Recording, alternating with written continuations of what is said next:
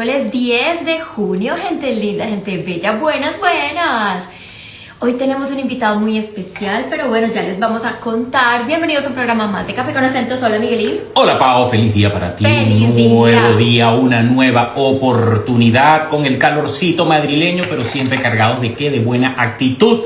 Como le dice Pao, hoy tenemos el placer de recibir al comunicador y autor Juan Manuel Matos López, lector, convicto y confeso, fetichista del libro en papel, me encanta esto, concubino de las nuevas tecnologías, apasionado de la historia y del arte, curioso, cocinero aficionado, fotógrafo de fin de semana y amante de los gatos. ¿Qué tal? Imagínense pues, y nos va a contar todo sobre su libro Madrid, que son las cosas que no te cuentan. Oye, qué interesante. Curiosidades y anécdotas, que es producto de muchas horas de lectura y muchísimas caminatas por Madrid. ¿Qué tal? Bueno, bienvenido, Juan Manuel, ya te vamos a recibir. Por ahora, quédense atentos y cafecito en mano, que ya comenzamos. Les habla Miguel. Yo soy Paola y esto es Café con Acentos. Qué bien se siente recibirlos. Recuerden que estamos de lunes a viernes a las 3 de la tarde, hora de Madrid, España. Vamos a ponerle cafeína a este maravilloso día. Ya tenemos por aquí a Juan Manuel. Vamos a recibirlo. Hola.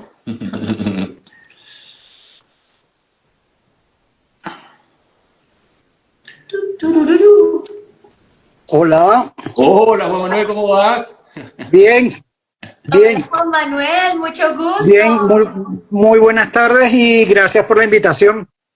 Bienvenido, qué gusto tenerte aquí con nosotros el día de hoy. Gracias. Igualmente de estar con vosotros, un placer de estar con vosotros.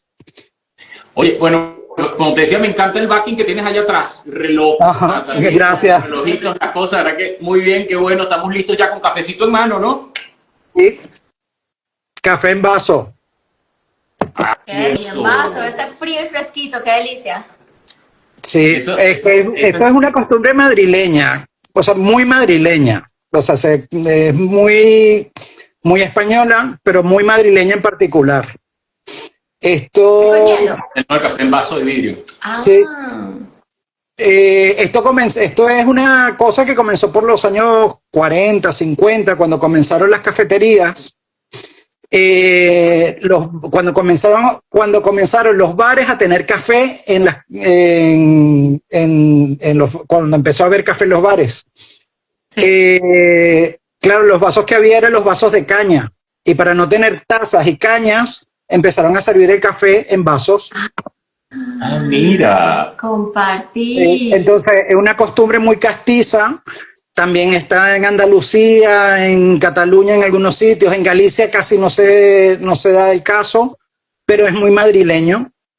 Y mi madrina, con la que iba al cine de pequeño, siempre me contaba cosas de Madrid, que es el origen del libro. Resulta que siempre pedía en el Gran Café, después, porque íbamos al Radio City. Salíamos al Radio City, íbamos al Gran Café en Sabana Grande. Y sí, un sándwich mixto, que yo tampoco entendía por qué llamaba sándwich mixto a un sándwich de jamón y queso, que eso también es una costumbre muy madrileña. Y pedía también un café en vaso. Como el camarero era muy amigo de mi padrino, ya le tenía a ella un vasito como este para servirle su café. Y siempre yo decía, pero esta costumbre, qué cosa más rara, mi madrina y tal. Me decía, esto cuando vayas a Madrid lo vas a ver. Y yo nunca me lo creí hasta que vine a Madrid y empecé a tomar el café en vaso. Ah, mira. Para que tú veas qué curioso, ¿no? Todo tiene un algo y un porqué. Y tras estas caminatas que te has hecho por Madrid, me imagino, Juan Manuel, ¿verdad? Que debes tener unas maravillas de anécdotas en este libro, que ya nos vas a contar todo acerca del libro, pero primero, antes que nada, la pregunta de siempre, pequeño resumen. A ver, cuéntanos de ti, por qué estás en Madrid, por qué escribiste un libro, cómo llegaste allí, cuéntanos un poquito de ti, que nos encanta saber historias de vida. Pues yo este año cumplo 29 años en España. Yo llegué a Barcelona a casa de una familia de mi mamá, una prima hermana de ella, que era como su hermana pequeña, y yo venía por un año, porque mi plan de vida era regresar a Venezuela y y ya, o sea, de hacer mi vida allí. Resulta que terminé el máster y me enamoré. El amor. El amor. Y entonces las cosas hicieron que las decisiones vitales cambiaran. Y estuve trabajando, o sea, sí, estuve en Barcelona estudiando y trabajando 5 años. Y cuando se terminó ese amor, me contrataron en Madrid y desde esas estoy en Madrid, que tengo 24 años en Madrid. Wow. Entonces, todo este tiempo me he dedicado básicamente al mundo editorial y cosas turísticas. Entonces, el libro surgió, el libro es una idea de hace como 20 años, porque los amigos de los amigos, cada vez que venía alguien me decían, hazle un recorrido, pues iba yo y le hacía un recorrido. El guía turístico. Claro. El guía turístico. Y lo digo en el libro, yo tomé una decisión vital cuando decidí quedarme en Barcelona, que era, yo quiero conocer y querer tanto a la ciudad que me acoge como yo quería Caracas. Entonces, claro, Barcelona, para mí las ciudades donde he vivido son como las mujeres que puedes encontrarte en tu vida. Tu ciudad natal es como tu mamá. Tú ahí, tú la quieres, tú la amas, es todo para ti, pero llega un momento donde dices, ya no puedo vivir contigo. Necesito independizarme. Y después surgen esas ciudades que son como tus amantes. Sí, que los quieres, las tal, no sé qué, tienes ahí un rifirrafe, pero no te da la estabilidad. Y Madrid se convirtió en mi marido, mi esposo, mi pareja, que me ha dado la estabilidad, me ha dado la tranquilidad, pero de vez en cuando le pongo los cuernos y me voy a Barcelona. Está bien, está bien. Bueno, es que Madrid hay tantas cosas que hacer, tanto de conocer. Y Sí, 4 años sí. caminando, pateando calle, como decimos nosotros, me imagino las maravillosas historias que tengas, tanto en Barcelona, es muy lindo, pero el libro está enfocado en Madrid, ¿no? En Madrid. El libro es sobre Madrid, porque son muchos años en Madrid y creo que es un libro que yo le debía a Madrid, le debía a mi madrina y le debía a mi mamá. Ay, qué bonito. Entonces, el libro ha sido eso, o sea, recopilar. Tenía muchas cosas que sabía de Madrid. De tanto caminar la ciudad, de investigar, de leer, porque a veces hay información que te salía en una columna de un periódico y yo la apuntaba. Otra que te salía en una revista y yo apuntaba eso y todo eso lo iba sumando. Cuando comencé a hacer el libro, ¿qué ocurrió? Que no tenía la voz que yo quería, que no era mi voz, era la voz de otros. Entonces deshice todo, tenía 80 páginas escritas. ¿Y las borraste? Las tiré y empecé de nuevo. Y dije, yo tengo que encontrar que todos los datos que yo estoy diciendo aquí sean ciertos. Porque había mucho en que esto se dice que, y yo decía, no, esto tiene que haber una información cierta. Y las 212 páginas del libro, hay 10 páginas donde hay solo referencias, que son las principales referencias y las más fáciles de encontrar en el libro. Yo había estado trabajando en el mundo editorial. Yo había trabajado con McGraw-Hill, había trabajado con Anaya, había trabajado con Bruño, pero yo trabajaba en el mundo educativo. Sí. Que era mi orientación. Yo soy periodista de formación, pero a mí me ha tocado pues trabajar en edición. En Venezuela trabajaba en la edición de una revista vinculada a temas sociales, y cuando vine aquí estuve trabajando en una editorial para un curso de idiomas con Espasa Calpe, y mi mundo eran los libros, y nunca tuve la oportunidad de escribir el libro que yo quería. Siempre era el libro que otro me encargaba. Ajá. Y este fue el libro que yo quise, y era un libro que yo esperaba poder escribir algún día, y hace 3 años dije, pues lo voy a empezar. Pasaron cosas, no pude comenzar el libro el primer año. Y ¿qué ocurrió? Pues lo aplacé, pero seguí juntando cosas, buscando páginas web, sitios donde libros, referencias que me confirmaran todo lo que yo iba diciendo. Y ahora el libro está firmado el 3 de abril del 2025. Pues en abril del 2024 me senté a escribir con todo lo que tenía. Mis recortes de periódicos, mis recortes de revistas, mis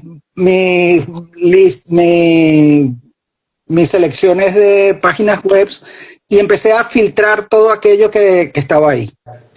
Y le di mi voz. Sí.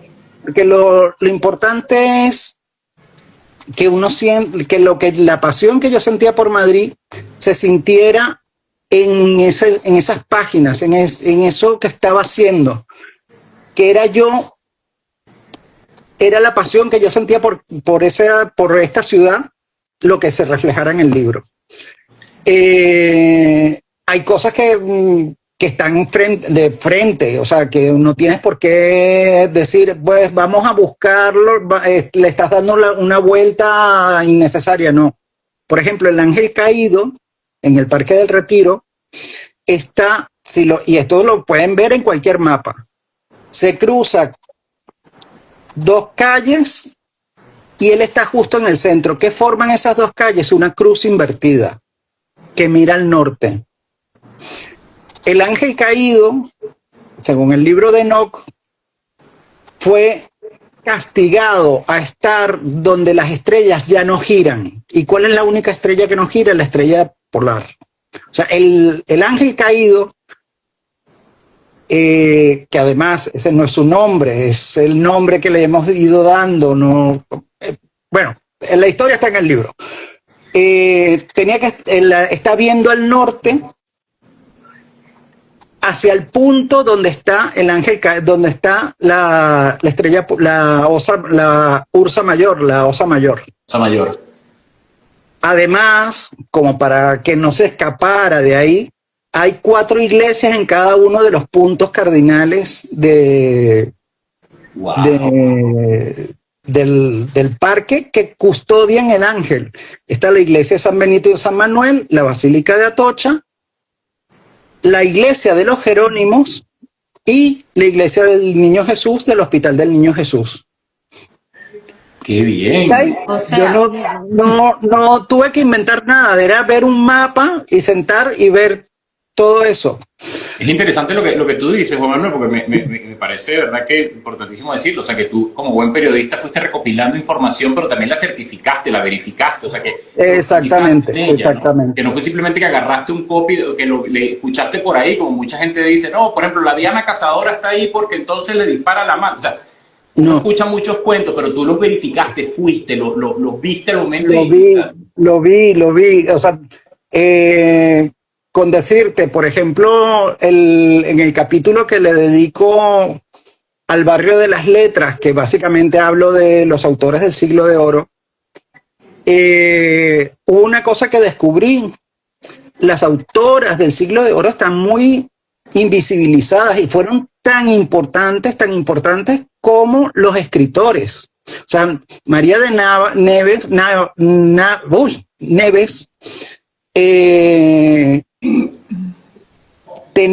tenía tanta fama como Lope de Vega, y sin embargo de ella se conservan dos obras.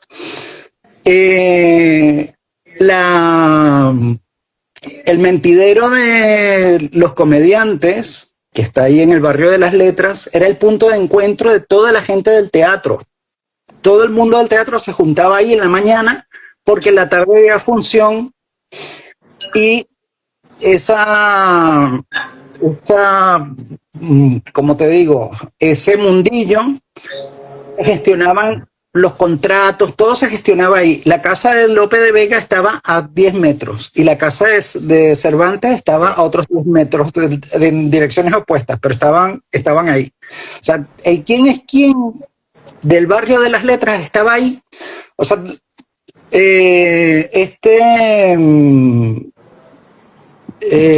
Góngora tenía una casa alquilada ahí y Se la quitaron. lo echaron. Lo echaron. Quien era el propietario de la casa compró la casa solo para echar a Góngora. Imagínate. Wow. Ahora, Juan Manuel, ¿y cómo es la estructura por curiosidad ya? O sea, el libro tú lo llevas así por capítulos y vas yendo por zona por zona. Son 5 partes. ¿Cómo lo dividiste? Vale, son 5 partes. El Ángel Caído, que es básicamente recorrer el retiro. El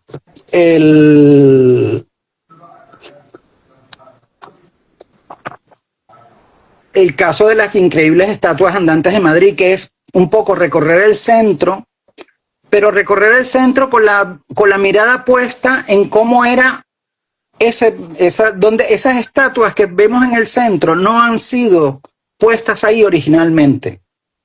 Muchas de ellas han tenido 3, 4, 5 o 6 sitios anteriores donde han estado.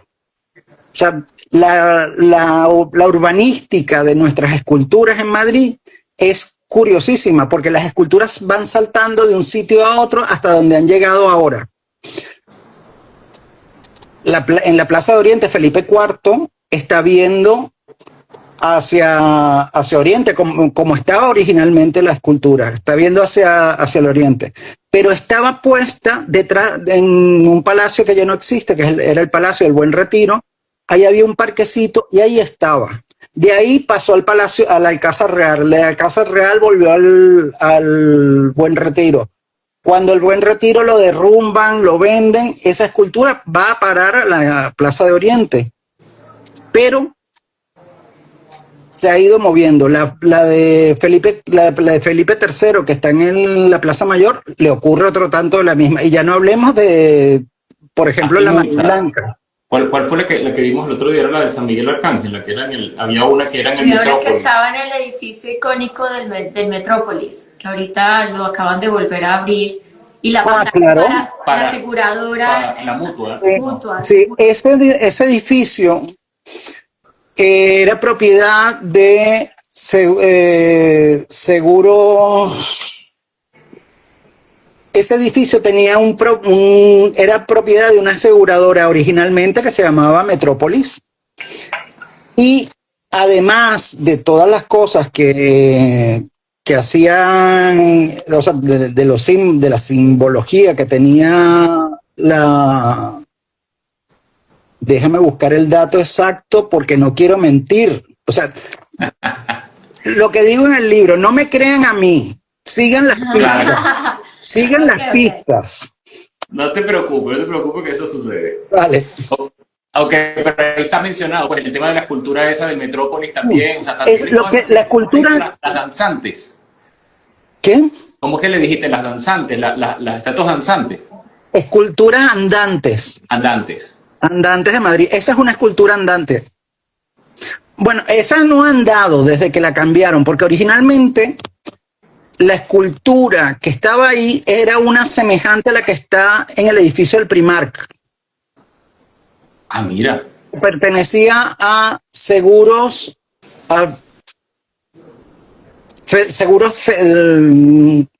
Ahora no recuerdo el nombre. Yo ni sabía que había una escultura en el Primark.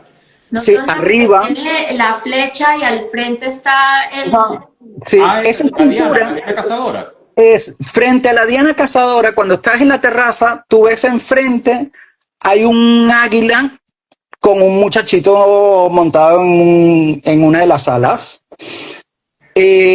Uno cuando lee esa escultura, cuando la ves, tú piensas, esto es Ganímedes, pero no, es un fénix rescatando a una persona, porque la aseguradora, creo que se llamaba Seguro Fénix, ahora lo tengo en el libro, pero ahora no me viene a la Tranquilo. cabeza. ¿Qué fue lo que hicieron? Porque era muy la imagen del Fénix era importantísima para la aseguradora. ¿Por qué? Porque el Fénix renace de sus cenizas. ¿Qué le quería decir la aseguradora a sus clientes? Conmigo, tú vas a renacer de tus cenizas en el caso de que te vengas una catástrofe. Sí.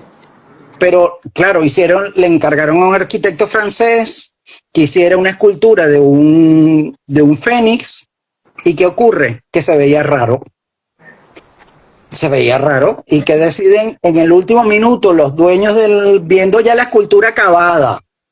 ¿Qué deciden? Ay, ponle un muchachito ahí encima del ala para que se vea que nosotros lo rescatamos. Ya. Claro, esa es la intención de los propietarios, de los dueños, pero lo convirtieron en otra cosa, lo convirtieron en un Ganímedes.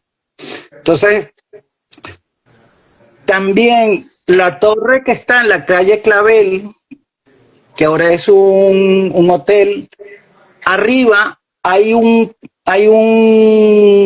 águila, pero tampoco es un águila, es un ave fénix, porque perteneció a esa misma aseguradora. Ese edificio fue uno de los edificios muy importantes de Madrid en su momento, porque fue un edificio construido específicamente para una aseguradora. Fue un edificio de oficinas, aunque no fue el primer edificio de oficinas que se construyó en Madrid. El primer edificio de oficinas que se construyó en Madrid está en la calle Mayor número 4, que lo construyó Antonio Palacios. Mira.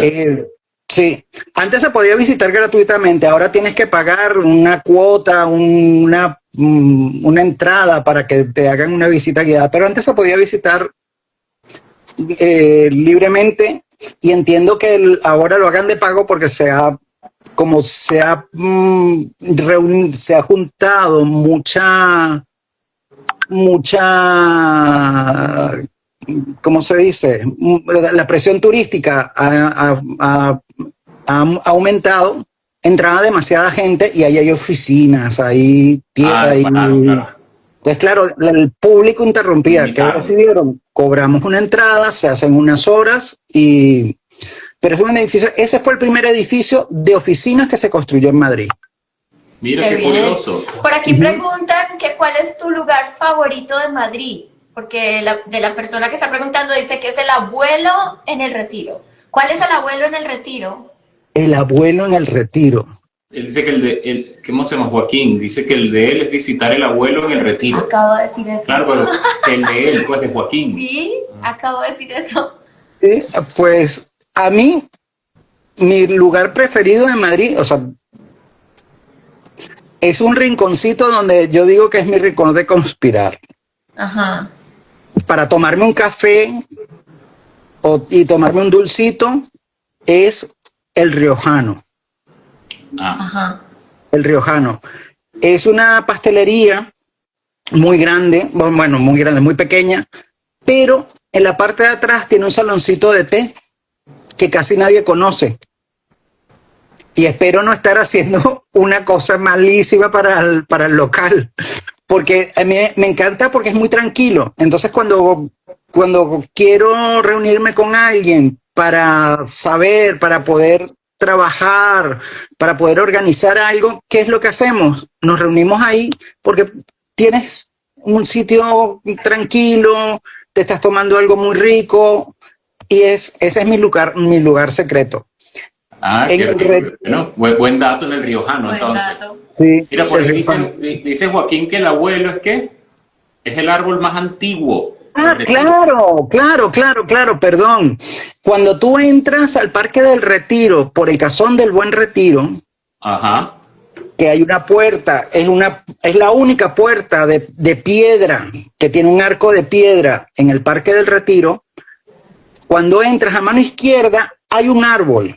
Ese árbol es al que llaman el abuelo. ¿Por qué? Porque ese árbol se trajo de México. pero se trajo de México hace 300 años. Wow. Se trajo cuando Felipe IV.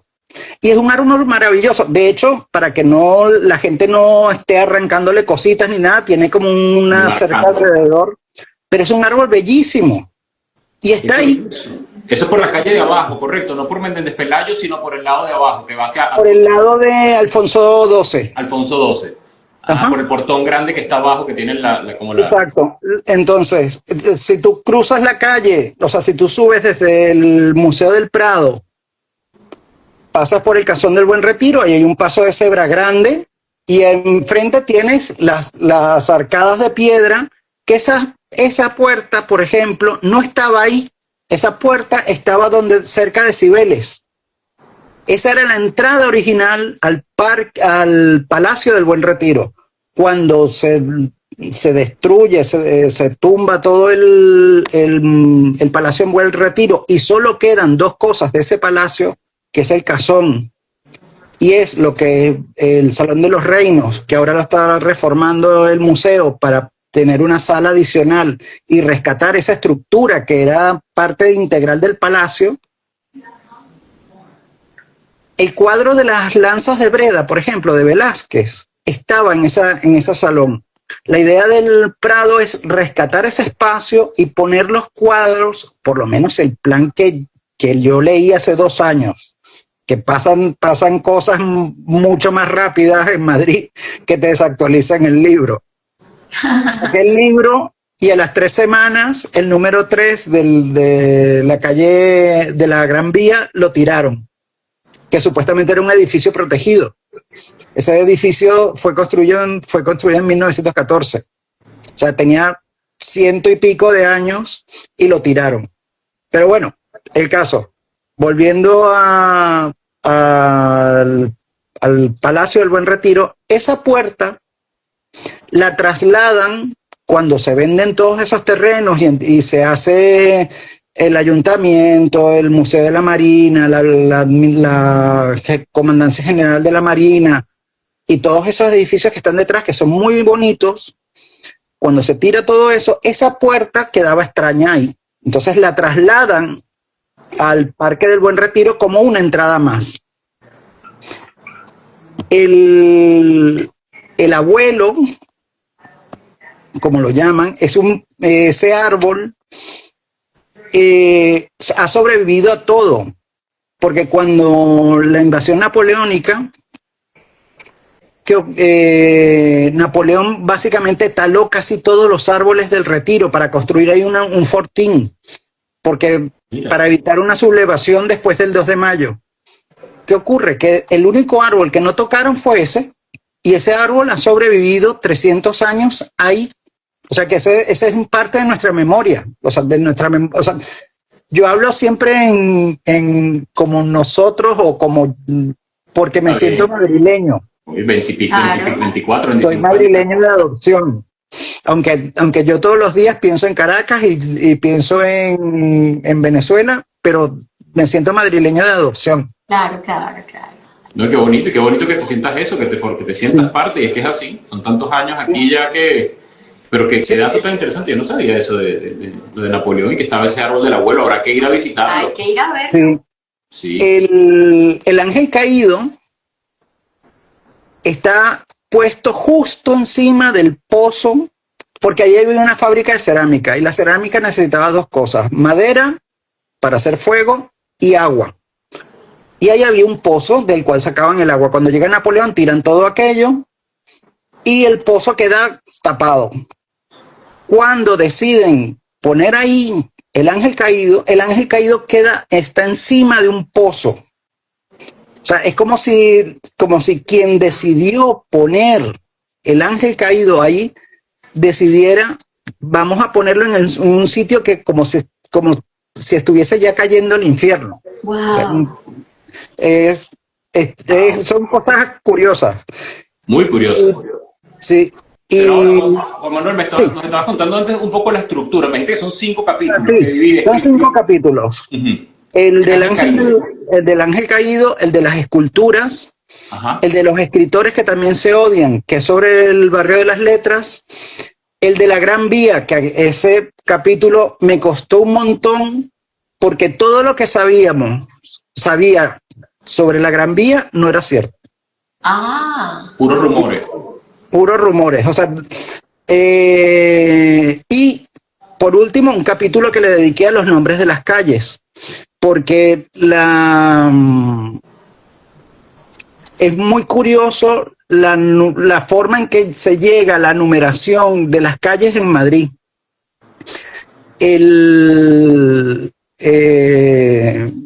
Al principio, hasta el siglo XIX, las calles tenían el nombre que le daba a las personas.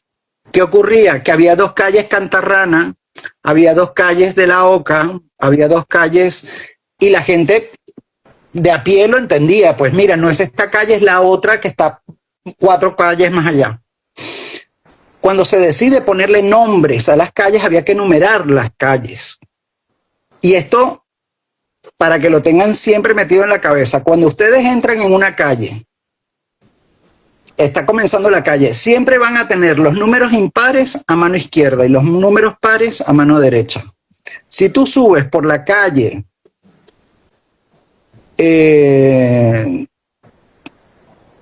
Montera, todas las calles que empiecen a tu derecha van a tener el número 1 y todas las que empiecen a tu izquierda un número 1 también. ¿Por qué? Porque había que dar un orden norte-sur y un orden este-oeste.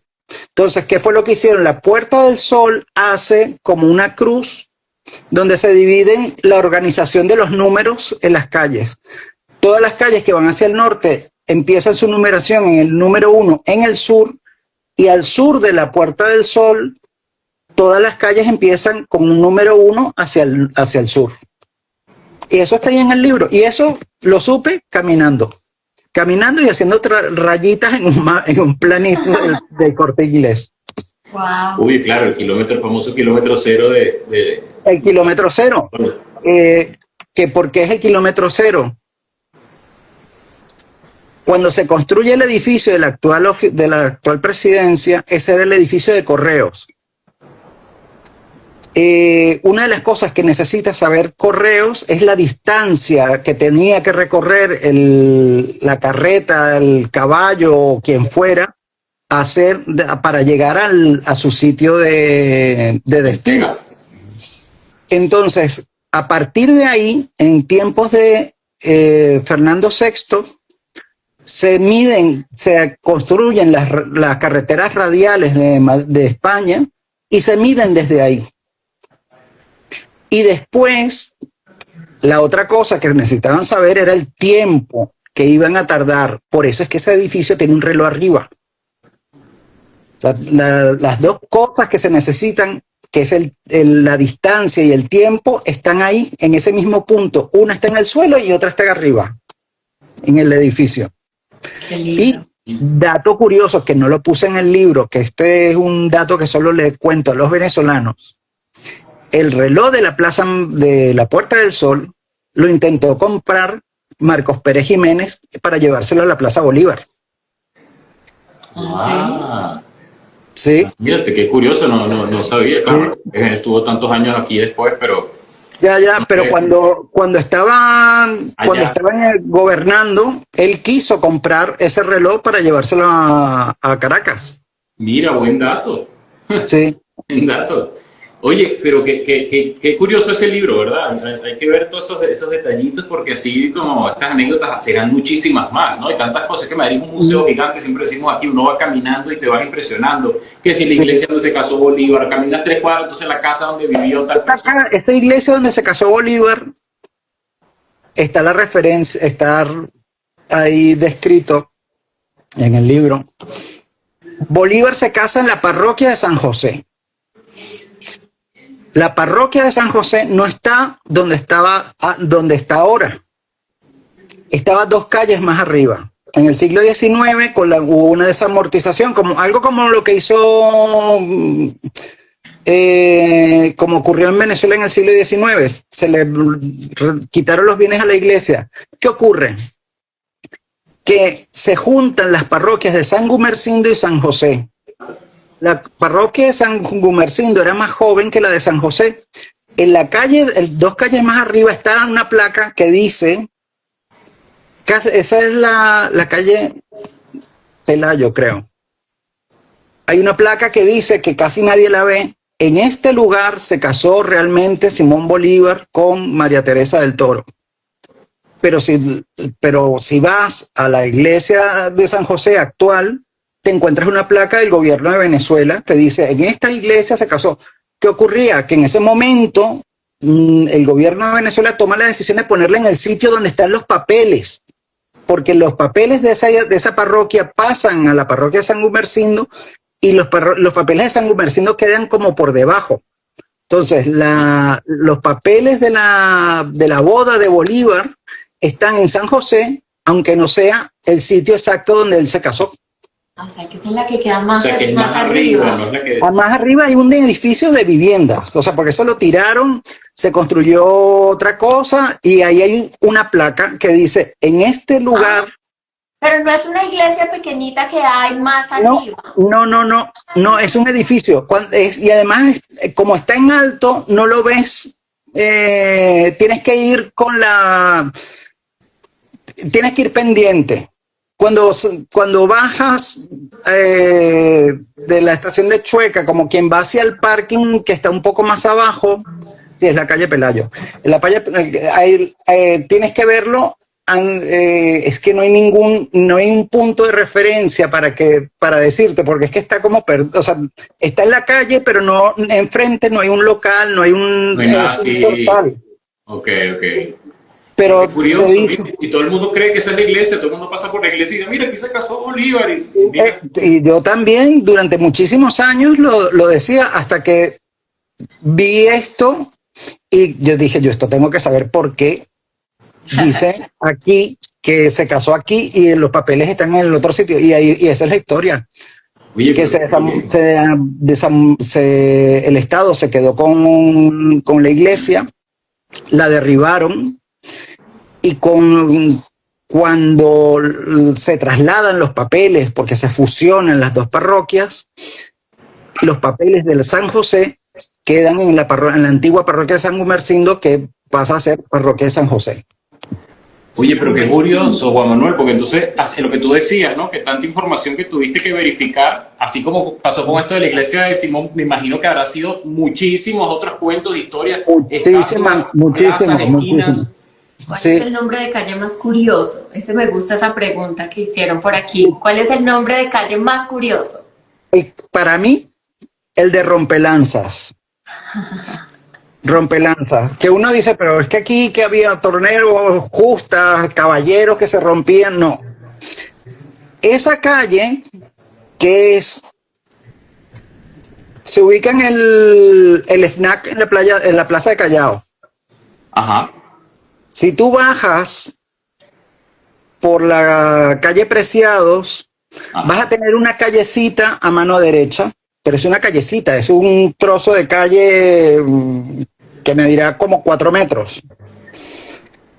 Esa calle ahora es ancha, pero en la época en el reinado de Felipe IV, esa calle, ¿qué tenía? Los edificios ocupaban mucho más y la calle era muy estrecha, y cuando los carruajes querían dar la vuelta tenían que hacerlo muy despacito, porque si no la lanza que unía a los caballos con el coche se rompía porque tenía que hacer un giro muy cerrado. Entonces tenían que ir despacio, bien abierto, para poder, y por eso se llama Rompelanza. Es la calle, el nombre más curioso de las calles que yo he visto en Madrid. Después hay otros, como la calle de los 3 peces, porque había ahí una pescadería. Aunque parezca raro, había una pescadería. La calle de los 3 peces.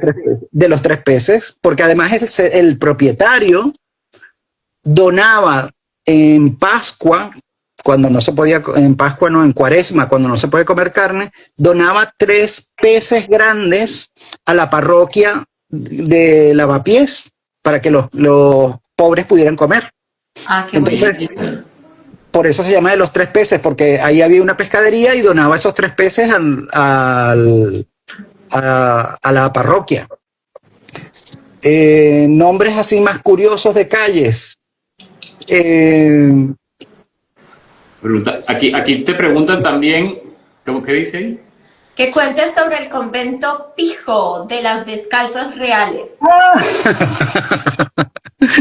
Las Descalzas Reales es el convento más pijo de la historia de Madrid. A ver. Porque fue construido, o sea, fue mandado a construir por dos hermanas de Felipe II. Una había sido reina en Portugal y era viuda, y la otra había sido emperatriz del Sacro Imperio Romano Germánico. Cuando las dos enviudan, pierden a sus maridos, en vez de quedarse en las cortes donde habían estado reinando, deciden volver a Madrid y llevar una vida contemplativa. Y se hacen miembros de la Orden de las Clarisas Descalzas. Que, ojo, debían llevar zapatos abiertos, pero como ellas eran de la nobleza, lo llevaban cerrados por privilegios. Resulta que, claro, si ahí están las dos hermanas del rey y una sobrina del rey, aquello comenzó a hacerse la casa del famoseo. Entre el siglo XVI y el siglo XVII, 47 familias nobles, 47, entre duques, marqueses, condes, varones, encerraron, porque muchas iban ahí encerradas, a sus viudas, sus sobrinas, sus hijas, sus madres, para que no cayeran en la tentación de la carne. Porque bien fuese porque se las entregaban al convento hasta que hubiese un buen matrimonio, o bien porque en el momento en que la circunstancia de la vida, una mujer viuda no podía ser una mujer independiente, que eso también lo trato en el capítulo de los escritores que los escritores también se odian. Las mujeres en el siglo XVII, a pesar de tener ciertas libertades, o sea, como lo de escribir, pensar, hacía que fueran mujeres sospechosas. Una mujer que administrara sus bienes, una mujer que supiera sumar, restar, multiplicar. Si era una noble, hasta se veía bien, pero si era una persona del pueblo, se veía extraño. La imprenta donde se imprimió el Quijote es un edificio que todavía existe. Si tú subes por la calle Atocha, la primera o la segunda calle a mano derecha, que es una casa que hace esquina, es la casa donde se imprimió, desde ahí funcionaba la imprenta de Juan Cuesta, que fue el impresor del libro del Quijote. Y ocurre una cosa muy curiosa. Juan Cuesta era el esposo o sea, tenía una mujer y una hijastra. Ese señor, de repente, el Quijote se imprimió en 1605 y fue un exitazo. Hubo una edición en Portugal, una edición en Valencia, una edición en Barcelona, pero él controlaba las ediciones. ¿Qué ocurría? Que a eso él le generaba muchísimo dinero. De repente él decide que se va a Sevilla. Se va a Sevilla, le deja un poder a su mujer para que administre eso, cosa extraña, para que administre todas las propiedades, y ahí desaparece. Desaparece Juan Cuesta. No se sabe si llegó a Sevilla, no se sabe, porque además el poder lo otorga desde Sevilla. La sospecha mía es que estas dos mujeres, la mujer y la hijastra, en algún momento tuvieron que hacer desaparecer a Juan Cuesta porque él no vuelve a aparecer. Más nunca. De hecho, cuando cuando la mujer de Juan Cuesta está a punto de fallecer, deshace un poder previo que ella le había dado a Juan Cuesta para que la administrara, porque ella era viuda. Antes de casarse con Juan Cuesta, lo nombra administrador, después se casa con Juan Cuesta. Ella manda a deshacer ese poder para que el poder de Juan Cuesta no tenga ninguna validez y pueda dejarle a su hija los bienes de la imprenta. La imprenta de Juan Cuesta fue muy importante.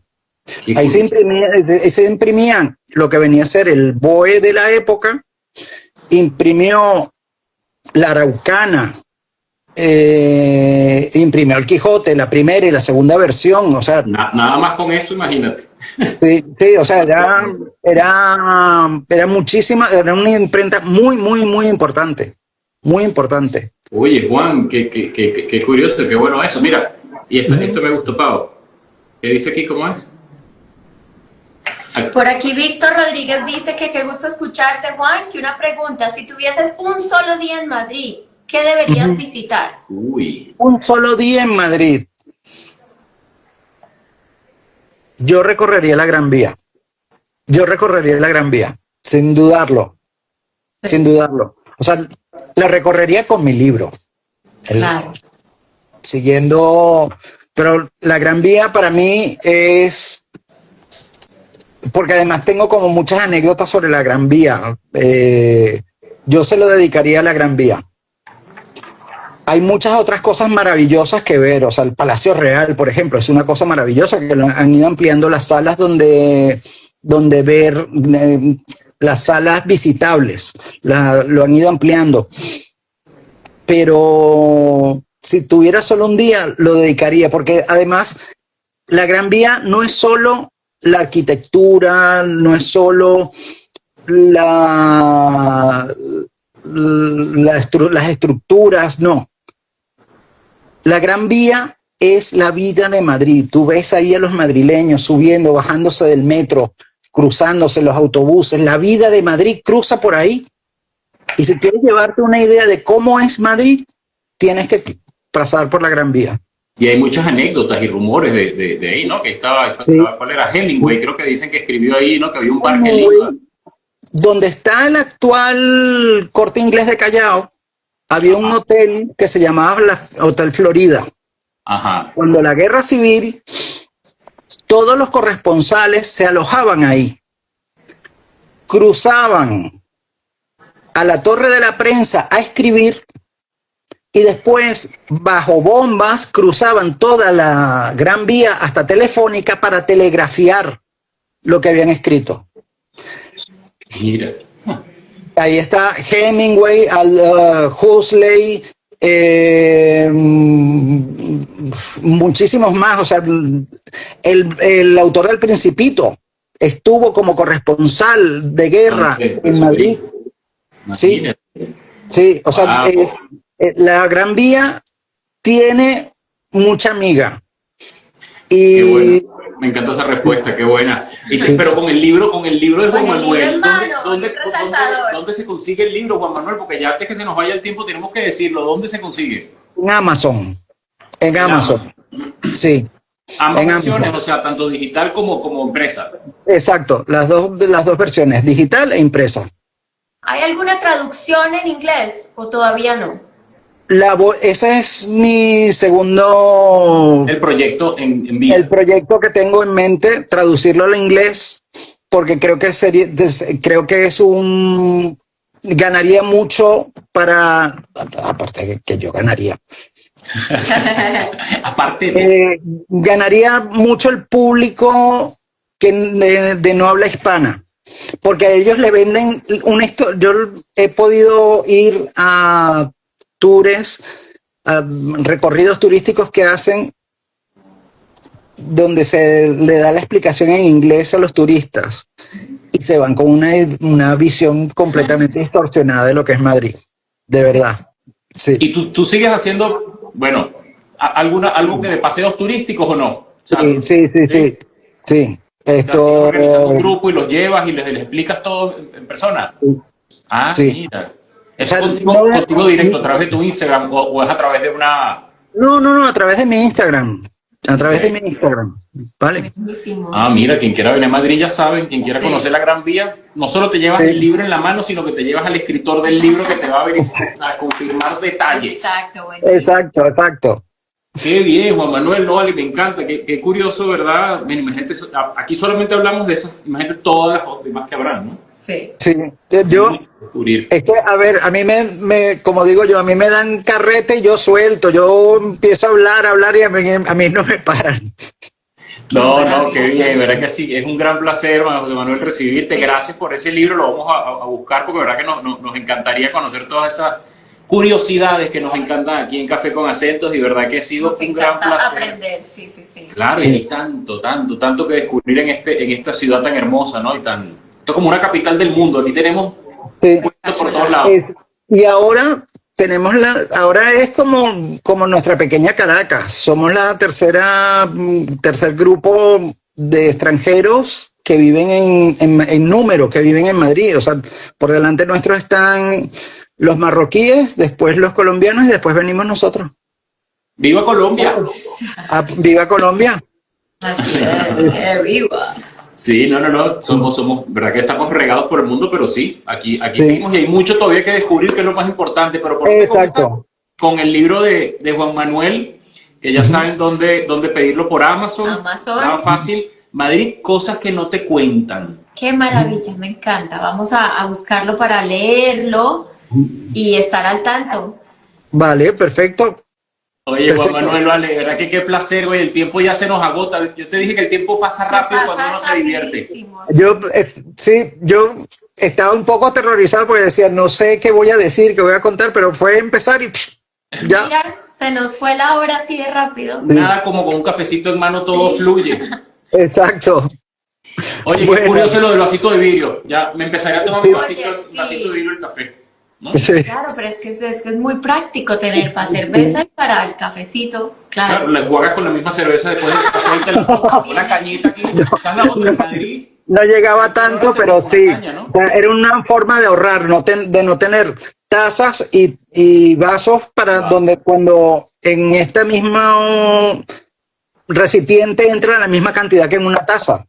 Entonces, fue una forma de ahorrar y que quedó como una tradición.